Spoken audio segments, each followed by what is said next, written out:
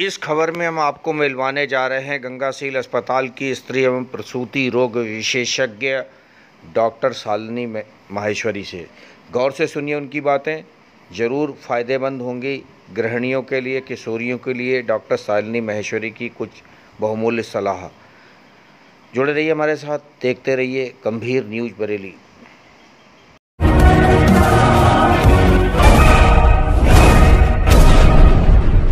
दोस्तों, आप किसी ऐप पर हमें देख रहे हो तो प्लीज फॉलो कीजिए। यूट्यूब चैनल पर देख रहे हो तो लाइक, शेयर और कमेंट कीजिए। डॉक्टर साहब, मेरे दर्शक आपको देख रहे हैं, सबसे पहले आपका जानना चाहेंगे परिचय। क्या शुभ नाम है, कहाँ बैठती हैं, कहाँ से आपने पढ़ाई लिखाई हुई है, मेडिकल की या प्राइमरी एजुकेशन?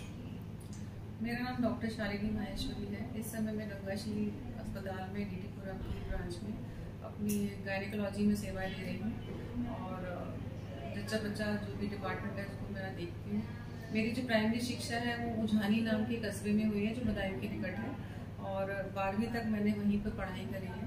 उसके बाद MBBS मैंने आगरा के SM मेडिकल कॉलेज से किया है और MS भी मैंने वहीं से किया है, SM मेडिकल कॉलेज से। कहाँ, कितने साल से यहाँ पर प्रैक्टिस कर रही हैं?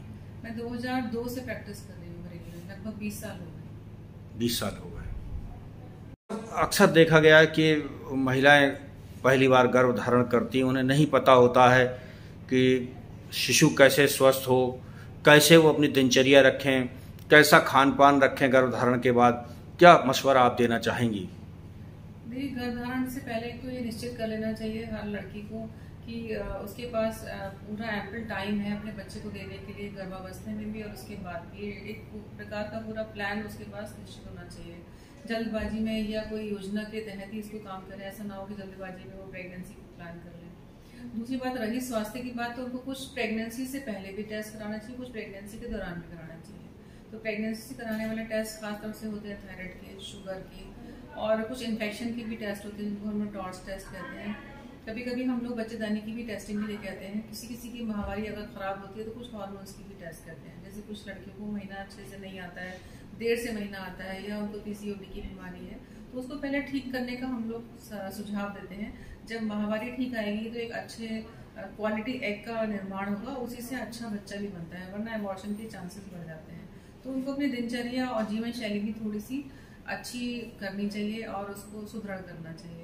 उसमें व्यायाम है, योगाभ्यास है, बहुत बाजार का खाना नहीं खाएं, सही समय पर सोएं, सही समय पर उठें, जिससे उनका मासिक अच्छे तरीके से आएगा और अच्छा अंडा बनेगा और अच्छा बच्चे का निर्माण होगा। क्या कोई अल्ट्रासोनोलॉजी भी कराई जाती है और क्यों कराई जाती है? अल्ट्रासाउंड भी एक प्री कंसेप्शनल पीरियड में कराया जाता है, मतलब प्रेगनेंसी की प्लानिंग से पहले, ये देखने के लिए कि बच्चेदानी देखने में बिल्कुल ठीक है कि नहीं है।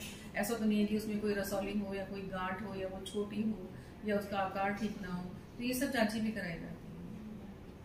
कब कब ये जांचें होती हैं, कौन कौन से महीने में कराना चाहिए? मेरे दर्शक महिलाएं भी देख रही हैं, आपको जानना चाहेंगी। अगर प्रेगनेंसी हो गई है तो जैसे ही प्रेगनेंसी का पता चला है, तीसरे चौथे दिन या एक हफ्ते में, या मेरी इसको लगता है 10 दिन के बाद टेस्ट कर लेते हैं, यूरिन प्रेगनेंसी टेस्ट, तो तुरंत ही उनको अस्पताल आकर के सबसे पहले अल्ट्रासाउंड जरूर करवा लेना चाहिए। इस अल्ट्रासाउंड से ये तो पता चल जाता है कि बच्चा किस जगह पर स्थापित हुआ है गर्भाशय के अंदर। कभी कभी उसकी जगह ठीक नहीं होती तो उसके बारे में जल्दी से जल्दी हमें पता करना होता है। फिर 2 महीने में अल्ट्रासाउंड कराना है, फिर लगभग 3 महीने पर अल्ट्रासाउंड कराना है। अल्ट्रासाउंड कराने से कोई भी बच्चेदानी को या गर्भ को नुकसान नहीं होता है, ये डरने की इसमें कोई जरूरत नहीं है। फिर एक अल्ट्रासाउंड 5वें महीने में कराना होता है, 4.5 से लेकर 5.5 के बीच में।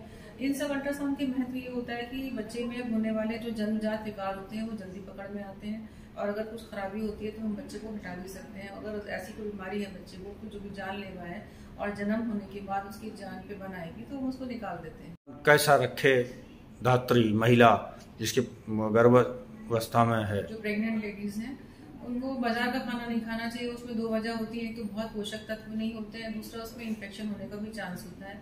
घर का शुद्ध और ताज़ा बना हुआ खाना होना चाहिए जिसमें मसाले कम हो और घर की बनी हुई दाल हो, घर का बना हुआ सब्जी हो। 3 से 4 टाइम खाना खाना चाहिए। हल्का फुल्का आहार भी लें, ऐसा ना हो बहुत तला भुना खाते रहें दिन भर।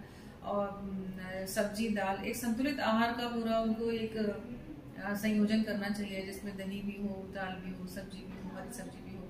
कोशिश ये करना चाहिए कि ज़्यादा फाइबर युक्त खाना खाएं जिससे पेट थोड़ा साफ रहता है। एक्चुअली प्रेगनेंसी में बहुत कब्ज की शिकायत हो जाती है, तो मेरी सलाह ये रहती है कि आप दाल सब्जी ये ज़्यादा खाएं, सलाद ज़्यादा पिए, फल ज़्यादा लें। इनसे आपका पेट भी साफ रहेगा और होने वाले बच्चों को भी लाभ मिलता है। डॉक्टर साहब, प्रसव के बाद क्या ध्यान रखे प्रसूता अपने बच्चे का? स्तनपान कब तक कराना ठीक रहता है आपके लिहाज से? कामकाजी महिलाओं को आप क्या सलाह देना चाहेंगी जो कहीं वर्किंग वूमेन है? देखिए, आप कामकाजी महिलाओं की अगर बात करें तो अब तो हर जगह पर फीडिंग रूम्स बन गए हैं।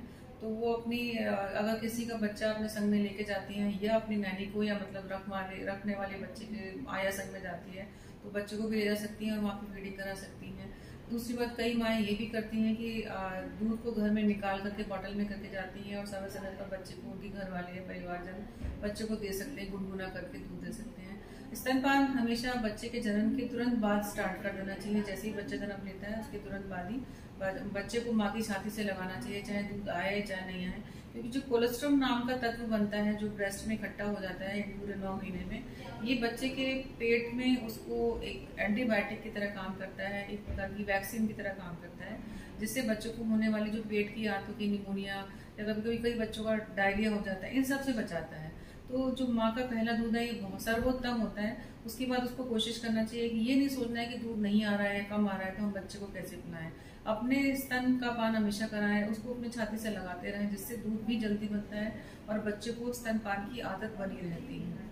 तो बॉटल फीड कम से कम करें, और ऐसा महसूस हो रहा है कि दूध नहीं बन रहा है, कोई ऐसी परेशानी आ गई है तो कटोरी और चम्मच से ही दूध पिलाएं। जो डिब्बे का दूध होता है, जो आर्टिफिशियल मिल्क होता है, या अपना भी दूध अगर किसी वजह से नहीं पिला पा रहे तो कटोरी चम्मच में डाल के पिलाएं।